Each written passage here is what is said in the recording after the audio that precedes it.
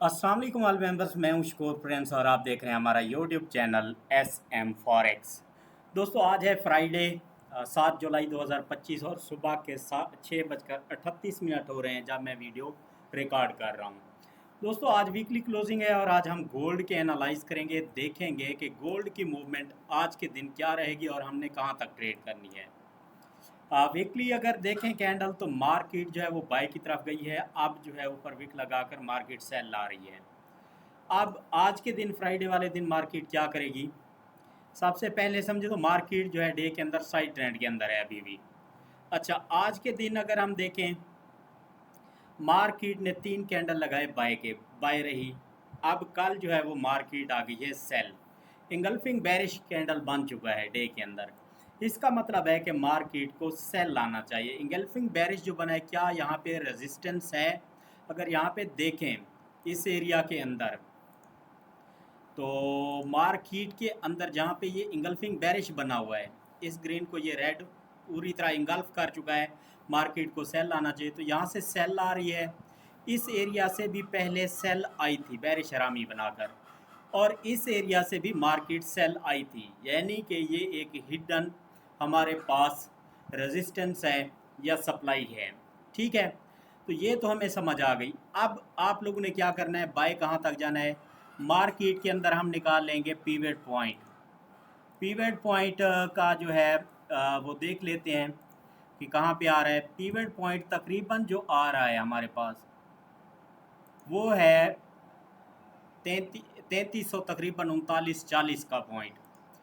अगर market H1 का candle 3340 से ऊपर क्लोज करेगी, तब हम बाय करेंगे इस रेड कैंडल के हाई तक, यानी कि 3358-60 तक हम सेल करेंगे। ये हमारे पास फर्स्ट टारगेट होगा और सेकंड टारगेट फिर मज़ीद ऊपर 3383 तक होगा।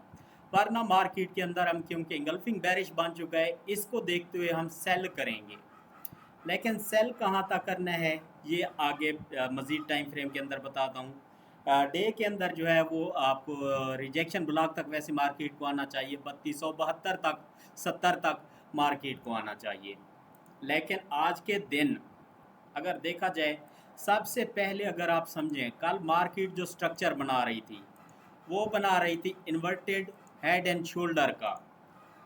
अब इस सेटअप को देखकर काफ़ी सारे लोग बाय के अंदर बैठ गए और मार्केट सेल आ गई। अब बन रहा है ये एम पैटर्न। एम पैटर्न बन रहा है। अब लोग सेल के अंदर बैठे होंगे तो साफ ज़ाहिर है मार्केट इस वजह से सेल नहीं आ रही। पहले सेलर्स को मार्केट बाहर करेगी, आउट करेगी, उनके एसएल करेगी, उसके बाद ही मार्केट के सेल आने के चांसेस होंगे। वरना फिर मार्केट जो है वो बाय की तरफ जा सकती है। अच्छा, आज H4 के हिसाब से अगर हम देखें कि मार्केट का रुख क्या रहेगा, तो ये एरिया हमारे पास सपोर्ट का था और यहीं से मार्केट जो है वो रेजिस्टेंस बनाकर सेल की तरफ आ रही है। अब H4 के अंदर ये हमें समझ आ गया कि ये एरिया हमारा रेजिस्टेंस का है। इसको मज़ीद चेक करने के लिए आप लाइन चार्ट में आ जाए। अगर यहाँ पे देखा करें, जहाँ से ये मार्केट नीचे आ रही है ये आपकी रेजिस्टेंस होगी, और जहाँ से मार्केट ये लग कर इसको ऊपर जा रही है ये आपकी सपोर्ट होगी।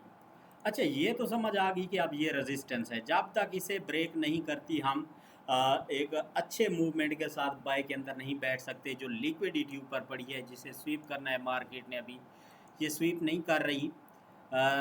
यहाँ तक मार्केट ने जाना तो है। लिक्विडिटी पड़ी है 3400 से लेकर 3402-4 तक। तो यहाँ पे ये जितने एसएल पड़े हैं ये हिट करेगी, उसके बाद ही सेल आएगी। अब पीवेट पॉइंट हमने लगाया हुआ है 3340 का। अगर इससे ऊपर H1 का कैंडल क्लोज करेगी, तब हम क्या करेंगे, बाय करेंगे और ब्रेक इवन करते हुए कहाँ तक, 47 से 50 तक, क्योंकि ऊपर हमारी रेजिस्टेंस है।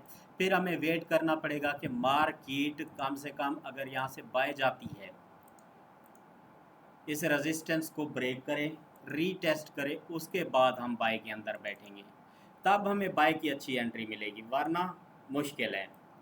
और अगर हम देख लें दूसरी बात, इसी एरिया के अंदर ये जो ग्रीन कैंडल पड़ा है, इसके विक के ऊपर, यानी कि जहाँ पे ये पिवट पॉइंट बन रहा है, उससे $1 नीचे 3338 से लेकर 3342 ये हमारे पास H4 के अंदर फेयर वैल्यू गैप भी पड़ा है। इसका मतलब है कि मार्केट अगर बाय जाती है 3338 से 40 तक, तो हमें एक्टिव रहना चाहिए सेल के लिए। $5-10 $15 $20 मार्केट जो है वो सेल की तरफ आएगी और हम जो है वो सेल करेंगे मार्केट को। अब क्योंकि फ्राइडे है, वीकली क्लोजिंग है, तो इस दिन मार्केट का चलना बहुत मुश्किल हो जाता है। मार्केट के अंदर यहाँ पे जितने भी बायर्स थे इस जगह पे, इस एरिया के अंदर, मार्केट ने उनकी लिक्विडिटी ले ली है। इस हिसाब से देखा जाए तो मार्केट अब क्या करे कि बायर्स को बिठाए, दोबारा से बायर्स एक्टिव होंगे, मार्केट बाय जाएगी और मार्केट को दोबारा से फेयर वैल्यू गैप से सेल लाकर रेजिस्टेंस तक बाय जाना चाहिए। उसके बाद देखेंगे कि मार्केट ने सेल लाना है या नहीं है। अच्छा, ये तो था बाय का सेटअप। 38-40 से भी सेल करना है। अगर मज़ीद ऊपर चाहती है तो ब्रेक इवन करते हुए हमें 50-52 तक बाय के अंदर बैठना है, वरना मार्केट के सेल के चांस हैं। अब सेल कहाँ तक आएगी? ये छोटे छोटे फेयर वैल्यू गैप पड़े हैं 3302-4 पे, और उसके बाद ये कैंडल जोन हमारे पास पड़ा है और इसके ऊपर भी ये गैप पड़ा है 3292 से लेकर 3288 का। यहाँ पे भी मार्केट ने आना है। अगर फॉर एग्जांपल ये जो लो पड़ा है 3311 का, जब इसे ब्रेक करेगी तब हम देखेंगे कि मार्केट के अंदर एक अच्छी सेल की मूवमेंट आ सकती है और हम 3300 और 3292 तक जो है वो सेल कर सकते हैं। ये प्रीवियस जो लो पड़ा है। अच्छा, H1 के अंदर अगर हम देख लें, मार्केट यहाँ पे अभी साइड ट्रेंड के अंदर चल रही है और हो सकता है कि इस तरह का ये फ्लैग पैटर्न बन जाए। ठीक है, ये इन्वर्टेड फ्लैग पैटर्न बन जाए। अच्छा, अब ये जो मैंने पैटर्न बनाया है, इसके अंदर अगर मार्केट ऊपर की तरफ ब्रेक करेगी, हम ब्रेक इवन करते हुए फेयर वैल्यू गैप तक बाय करेंगे और मार्केट हो सकता है कि लिक्विडिटी लेकर यहाँ पे ये जितने भी बायर्स पड़े हैं यहाँ पे ये इनकी लिक्विडिटी लेकर मार्केट दोबारा से सेल की तरफ आए।